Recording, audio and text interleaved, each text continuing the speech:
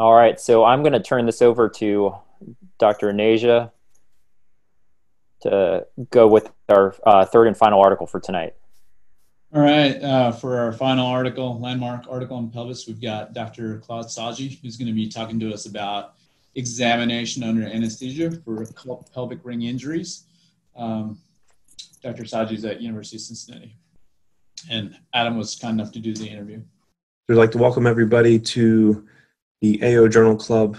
Dr. Sagi is going to talk to us about the examination under anesthetic for occult pelvic ring instability. Dr. Sagi, could you give us a brief overview of the design?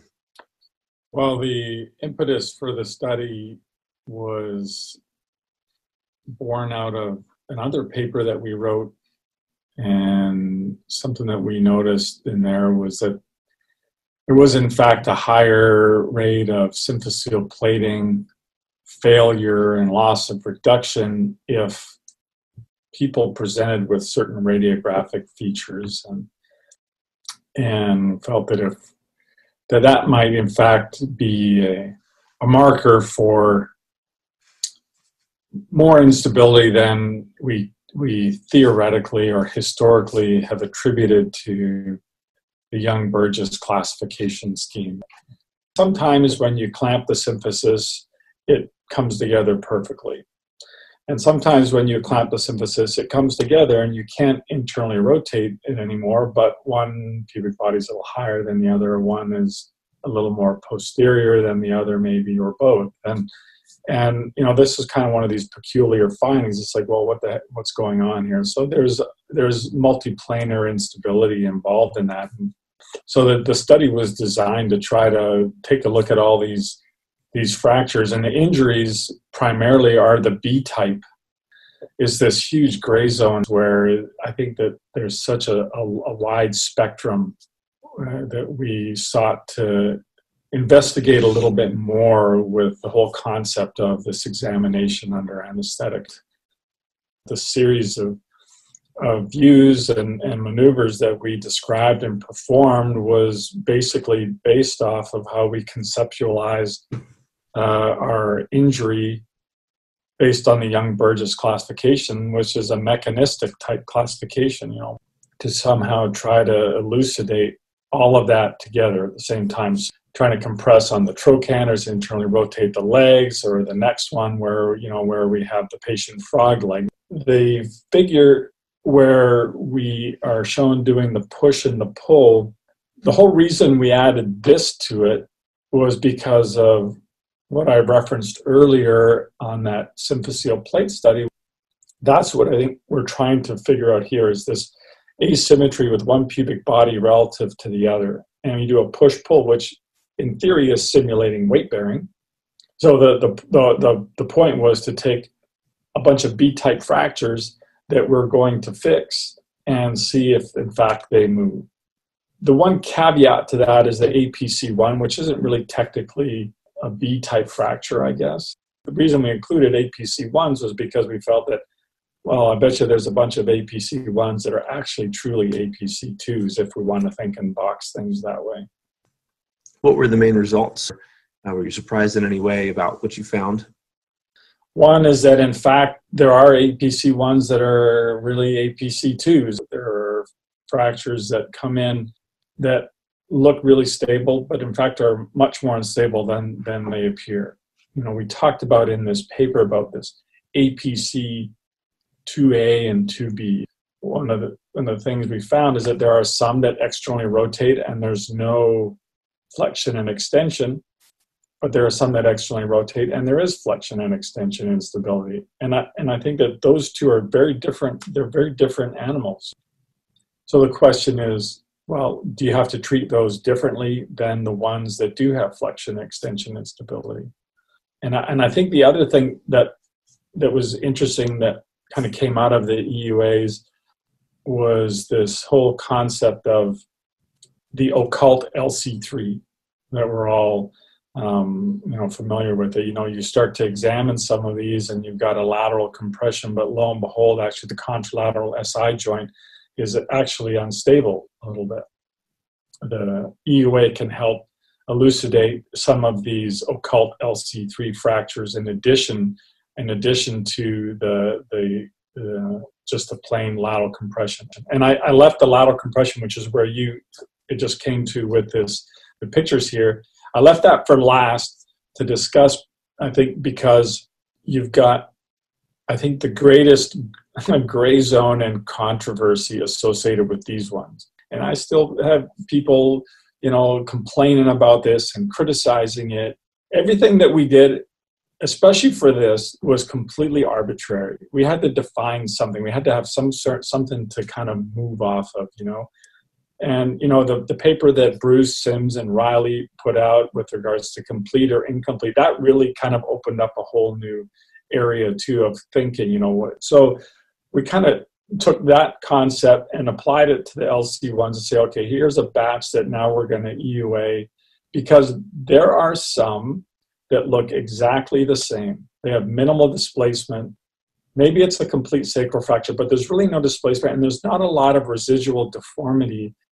And you can have two different clinical presentations. You can have a patient sitting on the end of the bed with this exact film here, eating breakfast, saying, "Doc, when the hell can I go home?" And you can have the same set of films in another patient where they're laying in bed and they're saying, "Don't touch me, I hurt too much. Don't even roll me to clean me."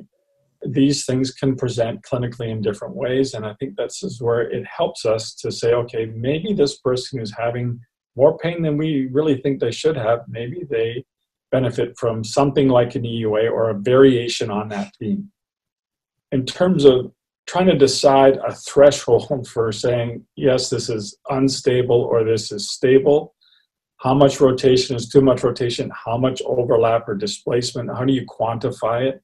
And does that actually correlate with anything that we know functionally and clinically? No. The answer to that is no, obviously. This is just a starting point to try to really bring out the fact that okay, you have someone who has a pelvic fracture that looks fairly innocuous, that the vast majority of the time will be able to be treated successfully in a non-operative fashion without displacing. But it's not binary. It's not 0 and 100%. There are some that look innocuous that are going to move. And maybe it's those ones that are painful and can't mobilize. Maybe it's something different. The EUA helps to, I think, to treat those people to say, well, we got hardly any deformity, but boy, they've got a lot of pain and they can't mobilize. Maybe they're more unstable than we think. And sure enough, some of them are. That's a completely arbitrary distinction and even judgment call at the time, isn't it? Right? And I think that's why this one continues to be so controversial. That is an excellent summary. I think we're going to move on. If you were to design this today, would you have done anything differently? What would be really nice to know is that if you could take all of these same injuries, you give everybody an EUA, and then you treat some operatively and some non-operatively. And then you see where they heal, and then you figure out what their functional limitations, problems, what are complications, malunion, non-union rate is, and see if there's any correlation to that with the EUA.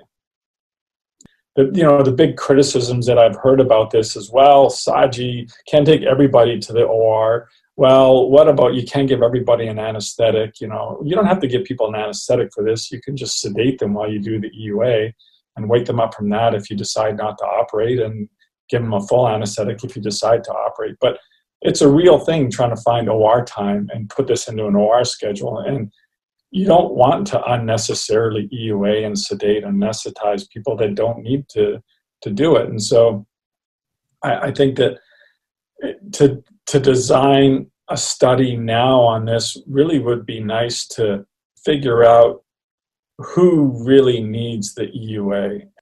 And the hardest thing in redesigning this study is going to be to define what is your threshold for too much movement, too much motion. If you could give a 1-minute synopsis on the take-home points and how this affects your practice and how you use this in current times, A, things can be more unstable than they appear, and B, that there are in fact other planes of instability that we may not be recognizing, and that some of the poor results we see in pelvic fractures may in fact be due to unrecognized instability that's going undertreated. It's interesting how EUA has affected my practice, because I got on the bandwagon, so I was doing a lot. And, now for me, I use EUA pretty specifically in two scenarios now. One is when people have fairly innocuous looking static imaging, but are complaining of more pain and are having difficulty mobilizing. So I think maybe this is more unstable than it's letting on. But I really try to mobilize people more than I did even 5 years ago. I really kind of swung more back to just let them mobilize, just see how they do. The other for me is where I still really haven't changed at all, is this APC2A to APC2B. If they flex and extend, as well as externally rotate, those are the people that I will add supplemental fixation into, because to protect the anterior fixation. And that's where I am now. Ask me tomorrow, it'll be a different answer. Awesome. Thank you, sir. Appreciate it. Thank you, Dr. Sagi. This is a great article. Every time I read it, I get so much out of it. So I'm going to ask you several questions. The first one was one that was actually asked by one of the participants under Anonymous. And I think you kind of addressed this in your video, but they were asking how much internal rotation in the hemipelvis is acceptable before you see any sort of impact on gait. And has there been any studies done on that you know of? I'm not aware of anything that will give you that answer. And I think part of the reason too it's going to be difficult to come up with a number is that, the diameter of the pelvis of a 115-pound, 5'2" lady is going to be very different than the diameter necessarily of a pelvis of a 6'8", 330-pound man. And you can't, if you want to go for a specific number, that for instance, I'll get, as an analogy to that, it's the 2.5 centimeters that we historically use for moving from an APC1 to an APC2. That number was just a mean, and that means when it's a mean, that means that there are numbers for unstable pelvis that are less than that, and there are numbers for a stable pelvis that are greater than that in some cases. And so I don't think you can apply a number. I'm not exactly even sure that we're going to come up with a number, honestly. I don't know how you would come up with it and figure that out, and a number that you can apply reliably to everybody. I don't think we're ever going to get there. And in terms of how that affects function, there's got to be some ratio, I suspect, of original pelvic diameter to residual pelvic diameter and the position of your ischial tuberosities that would somehow adversely affect your gait and function. But man, I tell you, we've all seen it. People with, pelvic malunions that are doing just fine. And I know I've got them, and I know everybody else has got them. And so I think they're great questions. Everybody's asking that question, but when we get to the answer to that, and it's going to be a while, I think, unfortunately. Great. Another question kind of came up from the audience, and this is similar to a question we drew up as well. You kind of described this in your paper, but can you kind of walk us through your protocol for addressing APC2 injuries? How you distinguish the APC2A versus the B in your treatment modality for these? Right. Well, I remember very distinctly a video that Andrew Burgess showed when I was a young disciple of all this, and I was just about to start my fellowship, and he had this cine fluoro of a pelvis that they examined, and it was doing just to demonstrate how you can hide injuries and how some of these are really unstable in the OR. And it was remarkable, and that stuck with me. And then we moved through to this paper that I referenced about symphyseal plating. And there are, it's hard to believe this, I know, for a lot of people that are out there now, but even I'm old enough now to remember the days when APC2 injuries were almost routinely treated with anterior fixation alone. You know, this business about putting posterior fixation to so many of these injuries is part of the evolution of practice. But when I was a resident, when I was a fellow, the majority of APC injuries, just these B-type open book fractures, were treated with anterior fixation alone, and you would even let a lot of them weight bear because the rule was that in that injury, the posterior ligaments are intact and it shouldn't fail with vertical or cranial translation.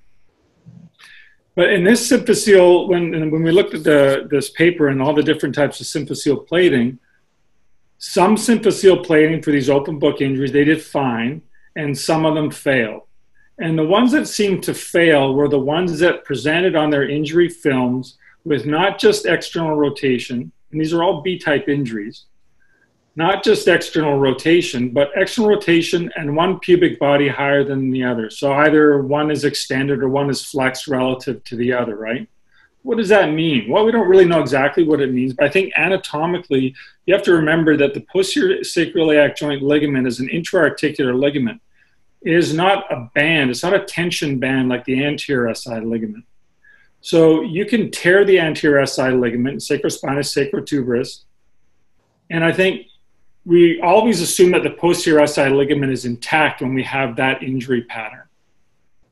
But in fact, maybe you tear it enough, it's still intact, you're not going to get cranial translation, but it allows now multiplanar instability. So now it allows it to flex and extend. So there's some attenuation of that ligament. In addition to that, maybe you have more injury to the pelvic floor, which also gives some stability. So you start to get into this spectrum, right? And so to answer your question, how do I use it in the APC2? For me personally, and this is just, this is how I use it now, is if I can disclose flexion and extension in addition to external rotation, for me, that is the indication to put posterior fixation to augment anterior. You know, we could get into the discussion of going posterior only for these B-type rotational injuries, which I think is craziness. But if you think about, fixing it, and then you now disclose multi-axial, multiplanar instability, then supplementing that anterior fixation makes sense to me. And I use the EUA to disclose that if it's not readily apparent on the injury films. And I think for me, that's the important part. One of the important parts about it now is how it's evolved for me anyways. It seems like the audience is coming alive. They've got more questions for you. This pertains to more so the LC mechanism injuries. So you mentioned, patients who have excessive amount of pain. That's one of your indications for EUA, where the static image really doesn't kind of justify it. But for which sort of LC injuries are you taking for EUA besides inability to weight bear? And then after you addressed for some of the severe LC injuries, do you re-stress after each area of fixation? All right, so the first question is, which LC injuries do I utilize in EUA apart from the ones that are difficult to mobilize, pain? Well, the only one that I would really do it on is if I have a lateral compression and I'm looking for an occult LC3, so there's an injury to the contralateral sacroiliac joint that's unrecognized. People are in a binder, or people are sitting in the concavity of the gantry or whatever that goes into the CT scan. And we all know that these things can potentially hide subtle opening of the sacroiliac joint. So there are some, we just wrote a paper on this. It's about 8 to 10% of them that we found had this occult injury to the contralateral side joint. And the thing that's probably everyone here has noticed, when you put now that we put transsacral screws in so much, because, Chip Rout has, taught us and really, expanded the transsacral screw usage, which has really helped us a lot for sacral fractures in particular. You got I don't know how many times, and you know, you've done it where you're putting a transsacral screw across for a sacral fracture, and as the threads cross the contralateral SI joint, now suddenly that joint opens up. Oh, well, you know, you've got maybe an occult LC3. But you can recognize that, I think, with an EUA beforehand. So I like it for the disclosing the occult LC3 in an LC1 or an LC2 presumed injury. I think for me, that's where I would use it primarily now in the LC category.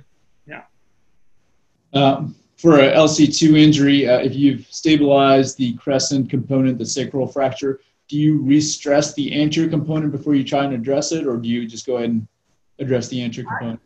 I am not a believer that there's value in re-stressing the pelvis after I've fixed it. I don't know how you are going to disclose. I think it was Pfeiffer that wrote a paper on, Pfeiffer or Lefebvre wrote a paper on stressing after fixation, and none of them moved, you know, and I haven't been able to disclose any residual motion after fixing it, but I'm a little bit older school, I think, in that for these B-type injuries, I think if you're going to fix them, they all need some form of anterior stabilization, plus or minus posterior. But now there's this whole movement out there for posterior only fixation for B-type fractures, which to me just flat out doesn't make sense. But if you're going to do that, I guess that's where the value of doing EUA after fixation may lay, is if you're one of these posterior only fixations for B-type fractures, well, maybe you better stress it after you do that, because you're going to probably have to add some anterior fixation. But I don't stress after fixation. I disclose all the injury with the EUA first, and then make my fixation plan based on the results of that. Great. Thank you, Dr. Sagi.